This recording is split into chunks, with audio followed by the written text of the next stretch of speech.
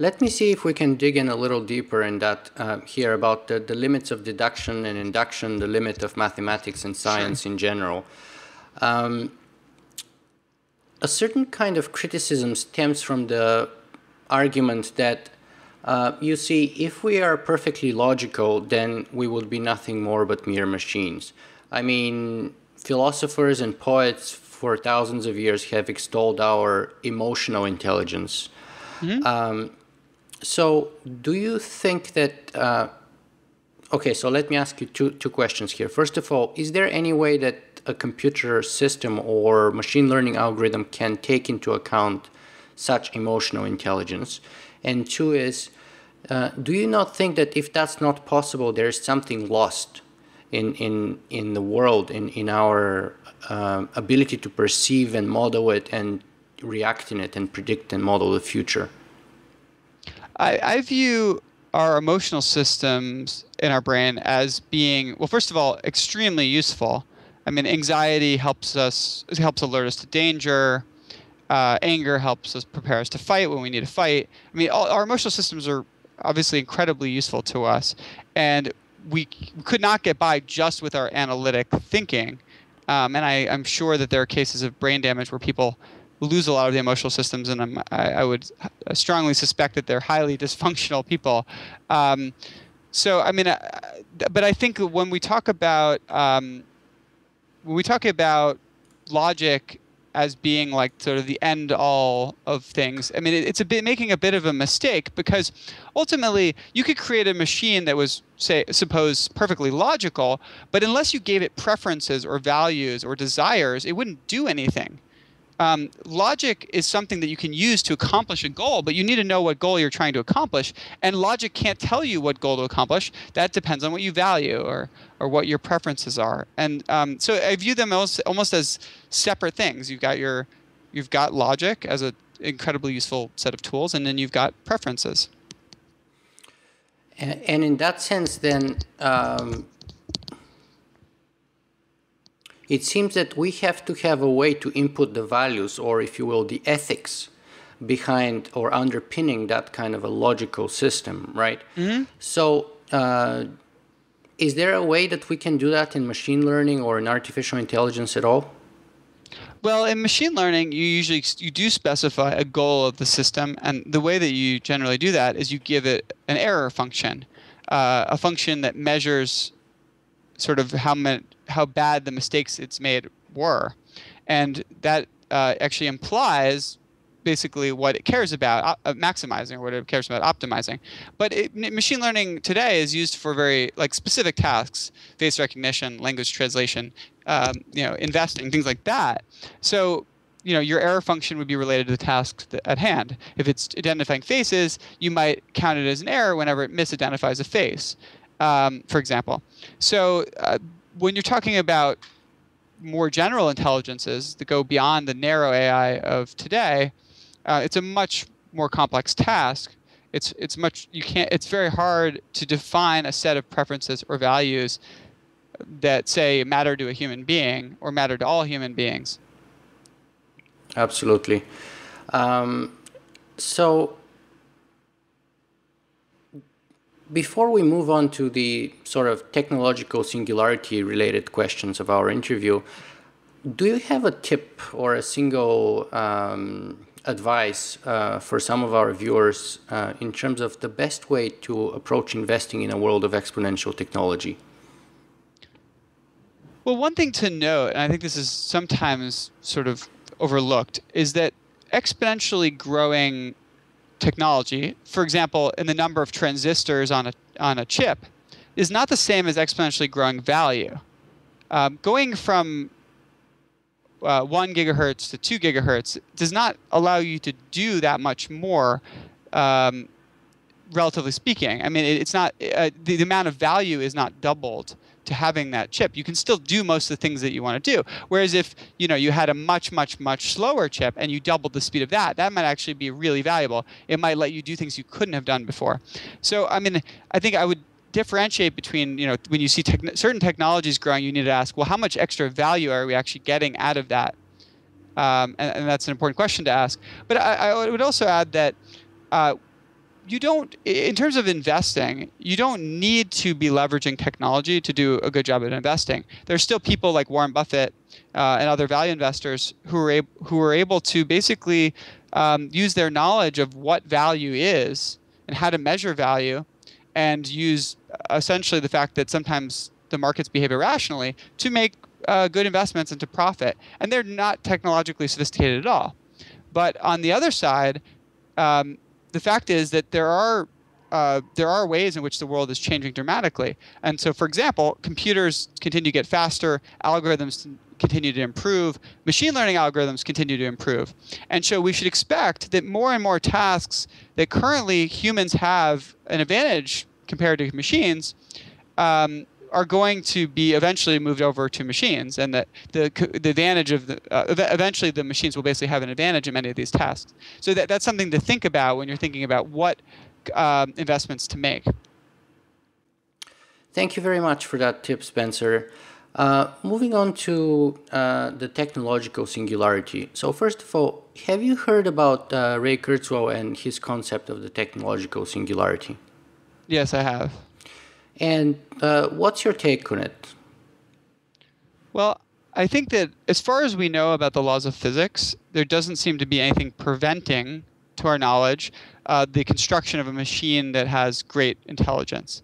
In particular, we can look and see that it seems to be the case that natural selection over a very long span of time produced human brains, which are intelligent things, and that there doesn't seem to be any fundamental reason why we couldn't reverse engineer the way that those work or implement them in computer code.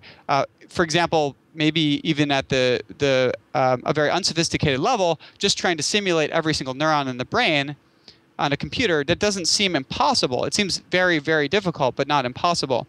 And if it's not impossible, it means that it would be possible to construct a machine of great intelligence, perhaps greater than human intelligence.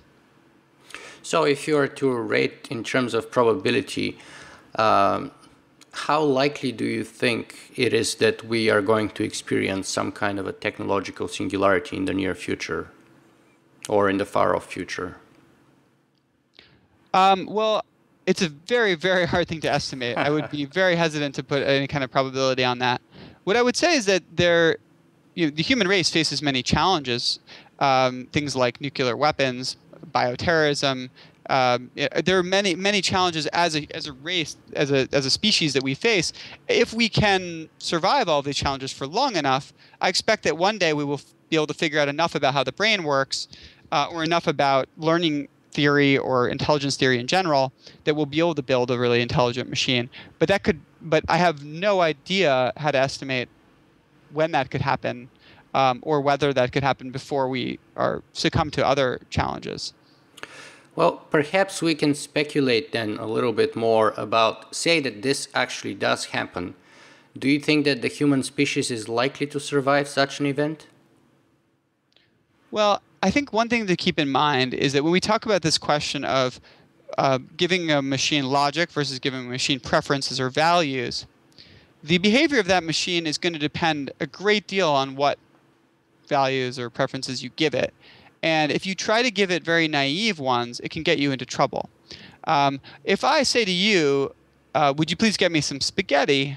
You know that there are other things in the world that I value besides spaghetti. You know that that I'm not saying that you should be willing to literally shred the world in order to get spaghetti. But if you were to code naively into a extremely intelligent machine, as its only desire, get me spaghetti, it would stop at absolutely nothing to do that. And so the danger is not so much the danger of a machine being evil or a Terminator-like scenario. The danger is that we give it a bad set of preferences or values or desires that lead to unintended consequences. Or I suppose that it's built from the ground up with a set of preferences that are not the preferences reflected by most of humanity. Maybe only the preferences that a certain small group of people cares about.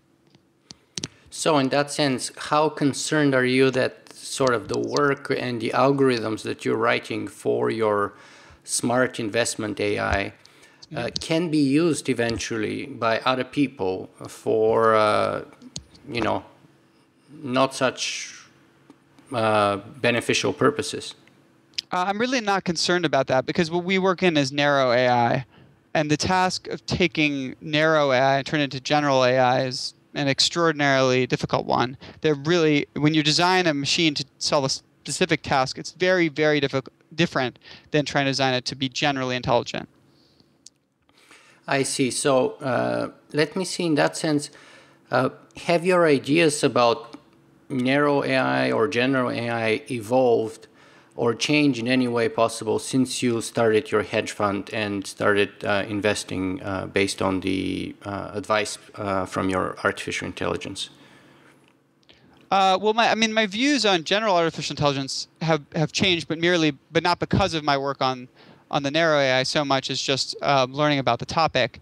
My thoughts about narrow AI have changed just because when you start actually trying to build machines to do specific tasks, you inevitably learn from your failures and your mistakes and about what works and what doesn't and why it works and why it doesn't work and computational difficulties and that sort of thing.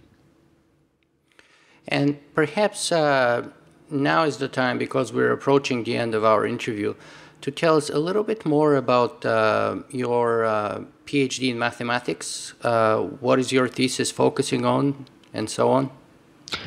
So I'm working on two projects right now. One of them relates to measuring the complexity of machine learning. Basically, well, the complexity of machine learning algorithm, I suppose you could say. The idea is it's sort of like Occam's razor. I don't know if you're familiar with Occam's razor, but basically the idea that it's a statement that simpler explanations are better than more complex ones somehow. And it turns out there's sort of something analogous to Occam's razor in machine learning that you can actually prove mathematically, but you have to be very specific and precise about what you mean by simpler explanations and what you mean by better explanations. But then you can show that in a way simpler explanations or simpler models are better, all else being equal. That is, if they have the same predictive accuracy. We're moving forward here to the last two questions of our interview, Spencer. First of all, can you tell our viewers and listeners where can they go and learn more about your fund in general and your other work also? Well, there's a little bit about our company you can read on rebellionresearch.com. And in terms of my thoughts personally, I write about them at spencergreenberg.com, which is my website. Fantastic. And do you have a single message that you would like for our viewers and listeners to take away from this interview today with you? What would that be if you have such a message? Well, since your listeners are most likely interested in the singularity, I suppose my message would be that to solve really difficult challenges like building a machine greater intelligence than a human, or even just predicting when such a machine might be possible to build or whether we can build it at all, these are really difficult thinking challenges, and they require really precise thinking that's free of logical fallacies, that's free of cognitive biases, because our human brains are capable of an enormous amount, but they also tend to misfire at times and produce fallacious reasoning. They produce biased thinking. And so what I would say, one of the most important messages that I have is to work on your own thinking abilities, to learn how to really hone your thinking. And I have sort of unconventional ways of thinking about this, but learn about the cognitive biases. Go read Wikipedia's list of cognitive biases. Learn about the logical fallacies. Read Wikipedia's list of logical fallacies. And I think that even just that can be very valuable as you start noticing more and more when your brain has these kind of misfires, and you can avoid some of these problems and actually become a better thinker, better capable of tackling really, really difficult questions. Spencer Greenberg, thank you very much for being here with us today. Thanks a lot.